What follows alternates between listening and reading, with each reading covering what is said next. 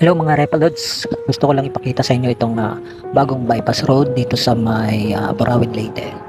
It's the first time ko itong nakita kasi matagal akong hindi nakapunta rito sa Burawin, Leyte. So ito yung aking napansin ng mga bagong mga ginagawa dito.